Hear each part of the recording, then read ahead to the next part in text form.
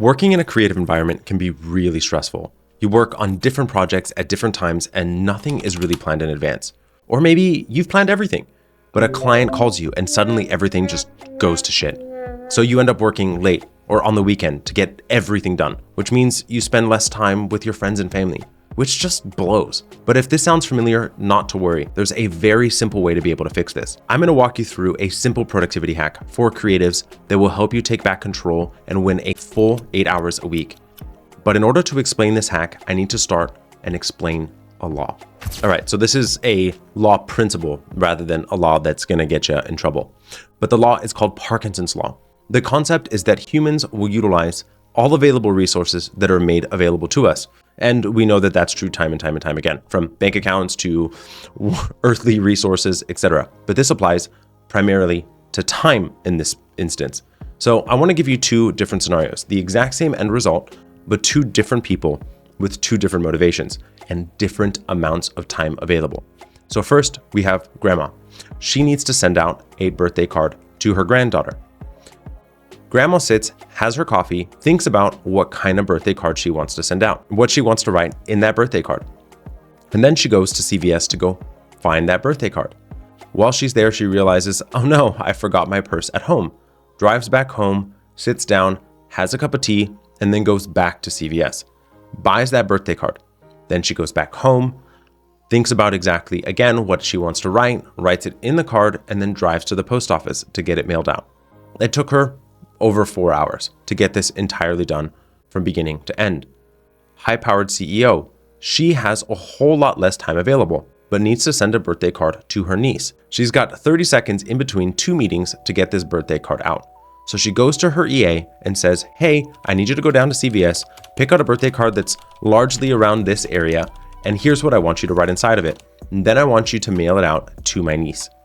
So she got the exact same thing done, but in 30 seconds, that took grandma 4 hours.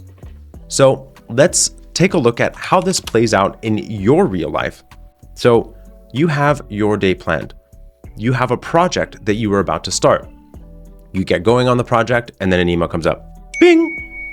You get pulled into that email. You're starting to respond. In the midst of you getting that email, bing! Over here, you now have a Slack message. And then finally, okay, I'm now back to the project again. I can get back into it. And then someone turns around and asks you a question and interrupts you. In the midst of you doing that, your phone goes bing and you get a text message. And so now you're pulled over there. And then finally back to the project again. And then a phone call. Okay. And then repeat. And this happens day after day, hour after hour, month after month, year after year. Ongoing for the vast majority of creatives. There was a study that was done that dissected the actual productivity of white-collar workers and found that 6 hours of an 8-hour day was wasted in these exact types of distractions, and you need to avoid them. So now that we have what the issue is, how do we actually solve for it? So the first thing that is incredibly important is understand what your ideal day looks like. So understanding when you're going to spend time for meetings, when you're going to reply to Slack messages, when you're going to reply to those text messages, when you have phone calls, what time you're going to work on projects, and when are you going to get those administrative things done. From even reviewing creative work to having conversations with your team, understanding exactly what 30-minute blocks are dedicated for what, giving you a mechanism to understand where things will fit in. Then we have to evaluate that long to-do list that in some instances has items on it that have been collecting dust for a long time that we haven't been able to get to because of all of the things that has been creating distraction. So I want you to take that to-do list and I want you to take a white sheet of paper, write them all down. Once you have them written down, we need to filter through them. The first thing is, am I the only person in the world to get this done? Should I actually be doing this? Is this worth my time? Yes or no? I want you to truly evaluate this and make sure that you should actually be the one doing this. The next thing is this a priority? Is this going to move the needle for me or not? It is important that we focused on the priority items that we need to get done, both for your clients as well as for your agency, making sure that you're able to make progress. There's nothing more defeating than having a to-do list that continues to grow, that somehow ends up longer at the end of the day than how it was when you started. It makes things incredibly stressful and really incredibly defeating. So from that point forward, This is now Friday or Thursday, whenever you end your week. You're going to go through this entire list and you're going to plan out the entire week ahead of time, listing out exactly when you're going to be responding to emails and communication, when you're going to work on those projects that you had on the to-do list, when you're going to be meeting with both clients and your internal team, being very clear of when you are going to do what. I want to point out here is that you want to be careful to understand that this is not going to work perfectly well the first time. First day, it's going to go a little bit chaotic still. You still have the habit of continuing to be distracted. Close those programs down.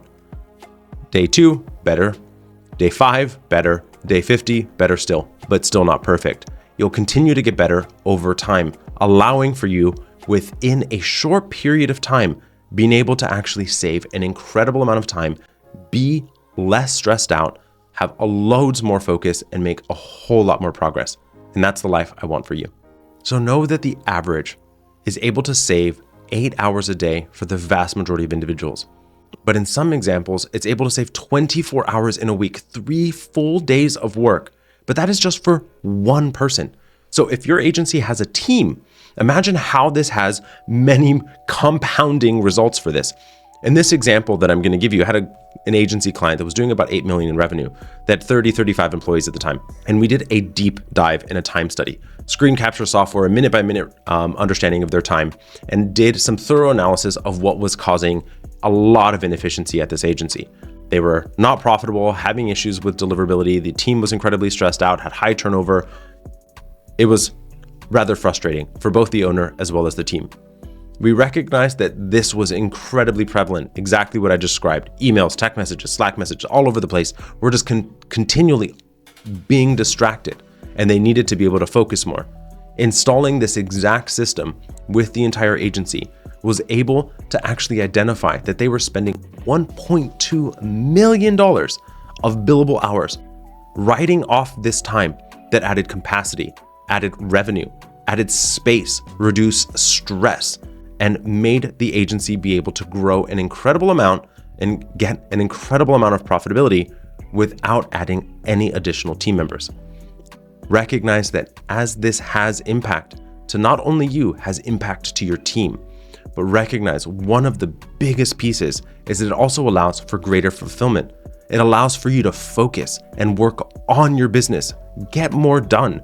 Those items that have been sitting on your to-do list forever, that you haven't been able to get to because of everything else going on, you can now get those done and make progress, and not only work in your business, but actually work on it so you can grow. So now you know how to manage your day better, but that doesn't change the amount of work that you have to do. So check out this video where I explain the #1 hack for creatives so you can spend less time working on the boring tasks and more time working on the stuff you love.